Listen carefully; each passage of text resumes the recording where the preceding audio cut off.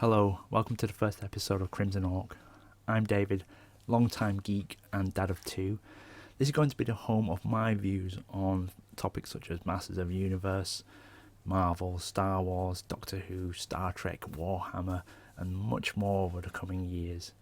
Now, in 2021, this is definitely an exciting time for Masters of the Universe fans because we're getting two animated series coming from Netflix, and obviously new toys for collectors. And we know that the teaser trailer dropped some time ago with rave reviews and unanimous thumbs up basically from fans.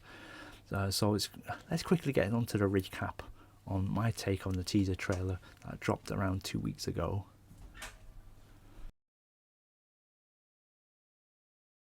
The short trailer is all out action, really showcasing the new intense animation style created by Powerhouse Animation. Almost looks kind of 2000X style in a way, but we're getting that classic first series bundled into the mix. So the slightly garish colours pushed into the 2021 style animation artwork. It certainly looks more orientated to the adult audience, which is what this particular show is all about for those grown-up fans. We know the return of characters other than the ones we know. Then these include Sorceress, Teela, Orko, Man-at-Arms, Triclops, Beastman. Quick glimpse of making his animated debut is Clampchamp, which we got here. The voice cast is exceptional, and probably much kudos to Kevin Smith for being able to take advantage of his Hollywood connections and getting the likes of the legendary Mark Hamill involved, Alicia Silverstone, Tony Todd, amongst others. It's great to hear a snippet of Hamill's take on Skeletor in the series. Hopefully the next trailer will hear more from the rest of the cast.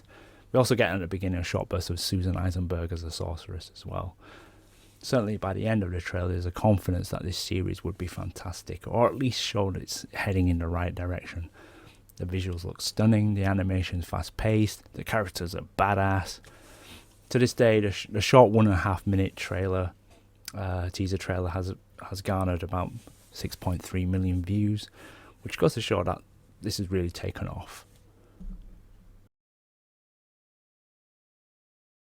As with most movies and television premieres these days, there's a comic book series coming very soon for Masters of the Universe Revelation.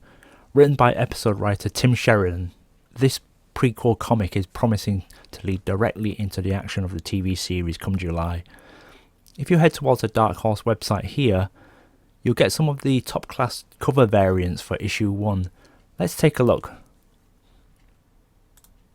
The first one I don't really care much about. It probably doesn't capture the spirit of Masters of the Universe. I'm probably sure some people might like it, but I think it's a little bit too Beano-ish. David Rubin's effort in the second one is very colourful and features Modulok, interestingly enough, who I'm not sure will appear in the TV series, given that the character doesn't have a assigned voice cast member. Third is quite generic in relation to what we've seen before in terms of artwork from Masters of the Universe. But the next few are definitely my favourites. Last two, in fact, on the website page is probably a visual nod towards the vintage Mattel box art. Unfortunately, it's probably going to be quite difficult to probably get these variants for us in the UK, so we'll have to see. Issue 1 is coming to all good comic book stockists come July the 7th, and there's a link in my description to the Dark Horse Revelation page. I've already pre-ordered my issue, so I'm looking forward to receiving that. There's a trickle of new images emerging on social media, with the first being this awesome Scareglow picture. Again, like Clampchamp, this is the first appearance of a character in animated format.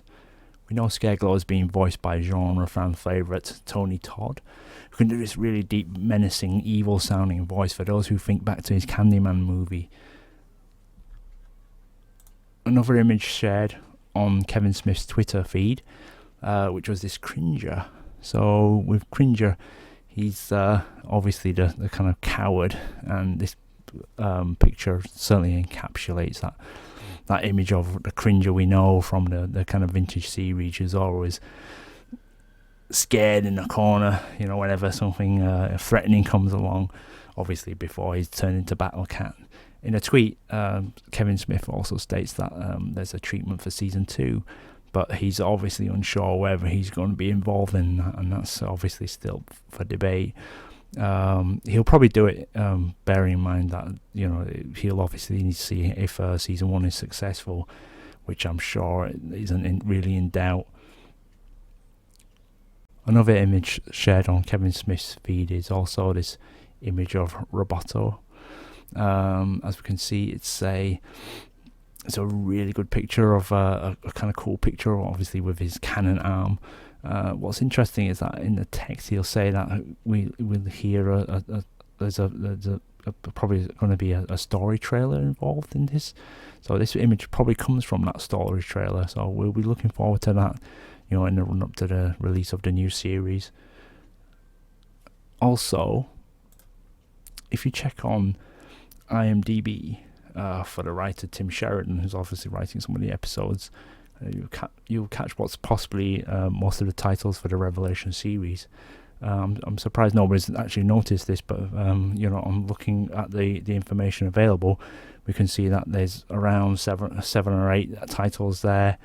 So we have Reason and Blood, The Forge at the Forest Forever, Land of the Dead, The Most Dangerous Man in Eternia, an untitled episode 1.2, which is it probably means the two-parter at the beginning.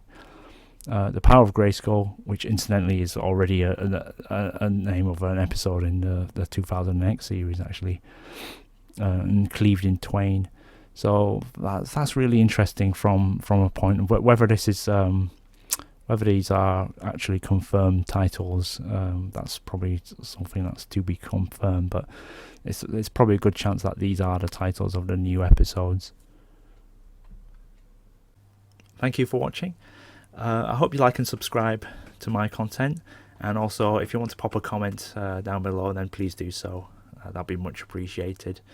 So for now, good journey.